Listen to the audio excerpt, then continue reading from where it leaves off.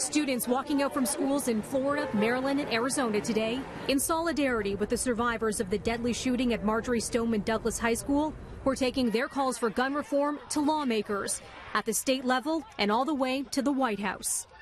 It was 1 week ago today that a gunman killed 17 people in the halls and classrooms of a Parkland, Florida high school. Now students are leading what one Maryland congressman is calling a revolution. But it's certainly not a revolution without its critics and conspiracies. We are dealing with a national crisis here caused by failure to protect. You failed us. I sat hiding in a closet, fearing for my life, for my future, when all of us are that future. If we are going to protect our future, why are we not protecting our children? In Tallahassee, hundreds of students rallying today demanding gun control after arriving by the busload last night. Before most even arrived to the Capitol, their Never Again movement suffered a setback. The state Senate voted overwhelmingly against taking up a gun control measure. But today, Florida lawmakers saying they would consider raising the age limit to buy an assault weapon from 18 to 21. No timeline yet for the possible change. The legislative session wraps up in just over 2 weeks from now. Protests also hitting the U.S. Capitol today. Some students staging a sit-in outside the White House.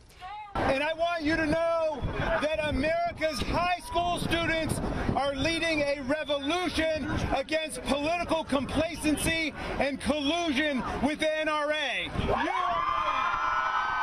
There are attempts to discredit the Never Again movement with conspiracy theories, not unlike hoaxes unleashed after other mass shootings. And the conspiracies are having a real-life impact. A Tampa Bay Times reporter revealing that an aide to State Representative Sean Harrison, using state email, sent him this. A headline saying both kids in this picture are not students here, but actors that travel to various crises when they happen. Soon after, that state representative tweeted that the aide was terminated from his position as my district secretary. I am appalled at and strongly denounce his comments about the Parkland students. I am again sorry for any pain this has caused the grieving families of this tragedy. And Florida Senator Mark Rubio slamming the conspiracy theorists, tweeting, claiming some of the students on TV after Parkland are actors is the work of a disgusting group of idiots with no sense of decency. A school shooting survivor who's been targeted by the fake stories spoke with Anderson Cooper last night.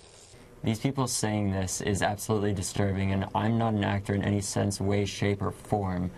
So why, as Anderson Cooper put it last night, breathe life into these conspiracy theories? As we've seen already, they can have a real-life effect. And you never know, by bringing truth into the mix, it might stop a potentially violent act from happening. Let me give you an example. Donald Trump Jr., the president's son, he liked a tweet about those Parkland conspiracies. He also liked tweets about the Pizzagate conspiracy from 2 years ago. You remember that one? Well, let me bring this up. A gunman inspired by conspiracies he saw online walked into a pizzeria in D.C. and shot the place up. Let me bring that forward to what's happening right now. One student survivor posting today on Twitter, this guy, Cameron Kasky, we've seen his face a lot. He's just deleted his Facebook account because he says the death threats he is receiving there are just too graphic.